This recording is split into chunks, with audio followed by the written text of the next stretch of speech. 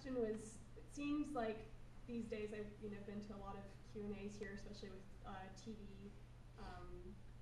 show creators. It seems like it would be impossible today to sell a show like Twin Peaks on a major network. How did you sell the show at the time with it being so, having so much creative control and leaving it so open to intuition in its evolution? It's a good question. Two things. One, ABC was in last place, and they were desperate, and they had, I guess, designated a certain amount of their budget for risk-taking, which was a very unusual way to apportion their funds. And we came in at exactly the right moment when they said, maybe we should take a risk, because nobody watches us. Our shows are terrible. But that gave us a certain amount of leverage, because we said to them, you can't tell us what to do. You can't give us notes. You have to really restrain yourselves. And they said, yeah, okay, we could do that. And honestly, they did. I mean, they tried. We mostly got notes from Standards and Practices, which are the people who, want to make sure you're not having too much fun. But it was about being in the right place at the right time. Last Place Network came in with a hard negotiating position, thinking it'll never get in the air anyway, so why don't we ask for something that they probably won't give us? And nobody was more surprised than we were. Do you think that could ever happen again today? Oh, not a chance. Not in a broadcast network, no. No, it's worked by committee now at every level. I mean, I have friends who say, I went to a table read for my new show the other day, and there were 45 people there, and 6 of them work on the show. I mean, that's about what the ratio's become now. That's how many levels of creative indulgence now have to be taken into account. I'm sorry about that. Do you think something like DVR would have saved Twin Peaks? It might have. I mean, I don't. The thing that really killed us was, honestly, the Gulf War. We were preempted in 6 out of 7 weeks in the middle of the second season, and this is just not a show you can not see for 2 months and come back as a casual viewer and pick up the pieces. So that was a real big problem for us. And then the problem, we had done something kind of amazing that first year on Thursday nights, and they called us and said, great, we're picking you up, and we're going to move you to Saturday. And we felt like they'd just shot our dog. Saturday was a graveyard. It was a night when Grandma and Grandpa stayed home and watched TV. And we knew who our viewers were, and they were going to be out. It was not going to work. So that was a clear indication that we were going to be in trouble down the road. Thank you again for taking the time to do this and organize it as well. Question for Mark. We've heard some stories about David's contributions, some of the quirky things that he had suggested, and I think anyone who's seen his body of work can understand his style, and anyone who would hear the word Lynchian would understand what that means. But as the co-creator of the series, how would you describe your own contributions to some people who may not be as familiar with your own body of work? And if that could lead into possibly talking a little bit about how you two worked together in sort of writing and outlining. Because I remember reading a quote once where you said when the two of you wrote together, it was kind of like this third person, this Lynch Frost person came into creation. So yeah. I was hoping you could riff on that a little bit. Well, I would say my contributions, apart from David's, were kind of novelistic, I trained as a playwright, and I took the long view about the material and shaping the kind of chronicle of the town.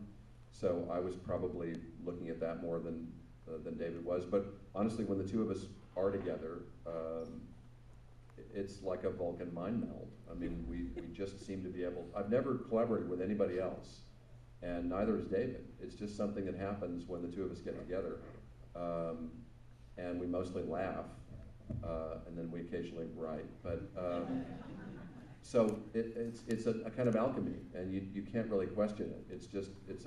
I'm blessed to have that in my life, and to have him in my life still to this day. He's a great friend, and he's an extraordinary human being.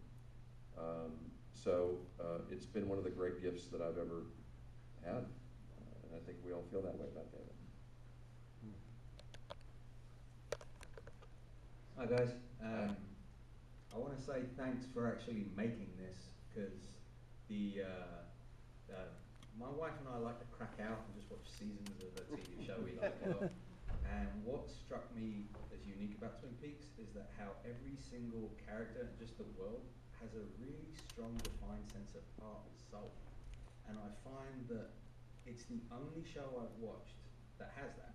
You know, and I don't know if that's because you've had that autonomy and that independence, because, you know, like the way things work now, everything's a lot more watered down with the community stuff.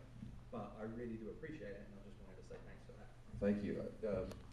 Was that a question, or did you have? Oh no, I wanted to say that and then do the question. Yeah. I work in video games, and I play a lot of video games and so on. And because of that thing that I appreciate about the show,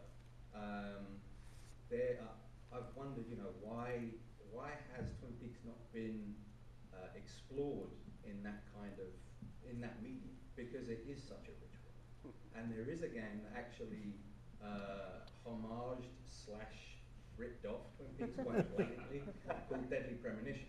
And I mean, it does it amazingly well, and you know, you can see all the blatant rip-offs and the twists and all that they've done. They've even got Harry Truman, but he becomes a big demon at the end. It's Japanese. It's definitely worth you spending some time with. But I was just wondering, like, have you ever thought of taking Twin Peaks to another medium to explore different sides to it? Well, there wasn't that available at the time that we were doing the show, so it would have to be a more modern kind of incarnation. And it's something that I'll think about. Give me a shout if you do. Thank you. No more? Cool. There's some video game you can download now where it's you're running through a special place by the end of the movie, by the end of the show, the Red Room, and it's actually quite a hard game. But Really? yes, there's an amazing amount of fan-created material that's come out of Twin Peaks, and this was a very recent thing. It's sort of like an 8-bit Atari type video game. Oh, I have heard about this. Yeah. I'll be asking my son to research that. Yes. Hi there. I just wanted to know, during the production of Twin Peaks, how much sleep did like each of you guys get a night? That's a very good question. I mean, sleep is a casualty of movie making. You guys know if you've made films here, you just don't sleep. I mean, the hours are ridiculous. And it's compounded in a series because it goes on forever. So you're really kind of a wreck by the end. And I mean, we can all think of times where we've been so strung out at the end of a show, even just during a show, you can't summon up even who you used to be. It's just it's a little bit, people in the business often talk about it, it's a little bit like being in war, but there's no live ammunition. But you end up with a lot of the same kind of stresses. You've got time, the elements, you've got pressures, external pressures upon you, and you just have to get it done. So if you're thinking about this as a profession, you better get used to that, because it's a high pressure deal. Every show will require, any artistic endeavor, it requires everything you're willing to give it, and demands more. And what was unique about Twin Peaks, we posted in Los Angeles, over by CFI, pretty dungy little cutting rooms, Mark, as I recall, but every single day at 3 o'clock, David had somebody deliver to the cutting room. Everybody got a cappuccino and a bag of peanut M&Ms. And you'd get on this sugar high, and I can't tell you how many times I would drive to the west side late at night and I'd get to a red light and be so thankful it was a red light so I could just close my eyes for a minute and maybe just get about 20 seconds of sleep and then go again. That's true. That's pretty indicative. Were you cutting on film? Yes. Yeah, it was film. Yeah, oh yeah. Oh, what is film? The film that I did with Ron Storyville, that I directed, that Ron shot for me in New Orleans. We shot in the spring into the summer of '92, I think it was, or maybe '93. And they had, in the 8-week span that we were shooting, 46 inches of rain. Think about that, over that number of days. And what that does to you and to your crew. And we didn't go over, we stayed on schedule. But we were nearly dead by the end of it. I mean, I just had to go lie down and get some transfusions for 3 days after it was over. Yeah, Congratulations on your survival. Hey. When I got into television, I was an independent filmmaker and broke into television.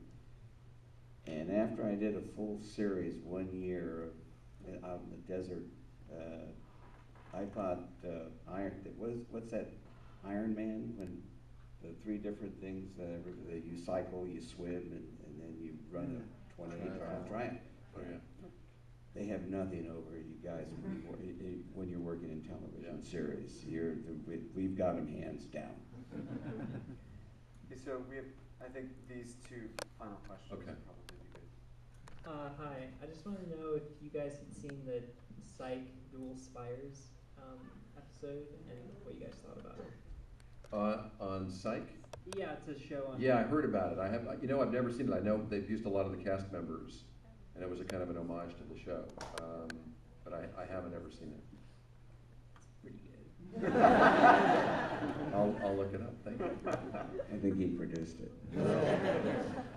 Hi, thank you for coming. I was also one of the sort of 10-year-olds addicted to Twin Peaks.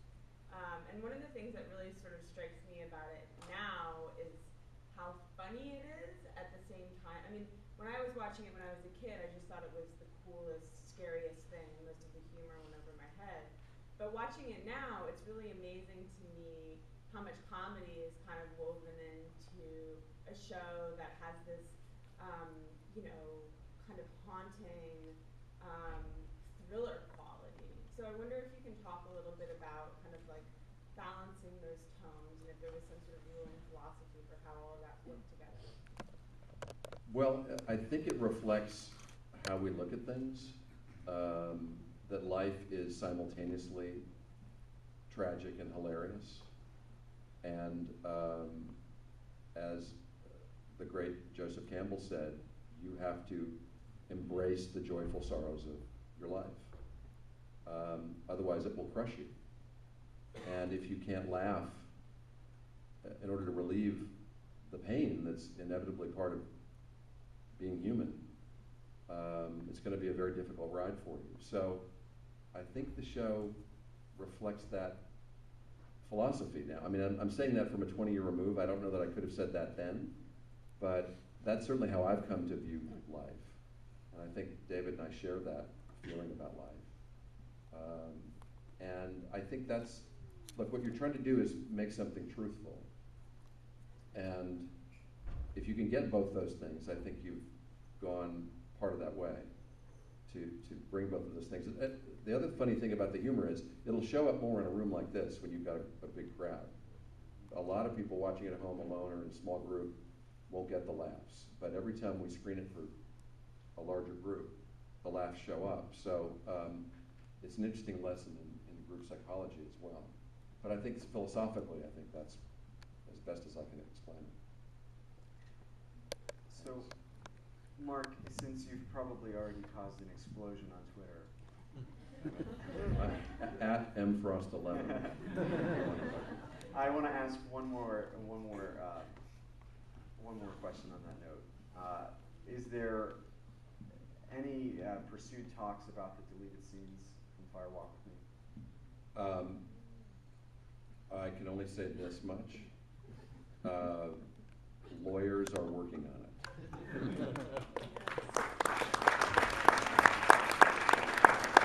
So before we let everyone go, I want to remind you, February 10th, we have Machen Amick, Tina Ashbrook, Joanna Ray, Bob Engels, Charlotte Stewart, and Peggy Lipton coming in. So, see you guys then. Thank you all so much for coming tonight. Thank you, everybody.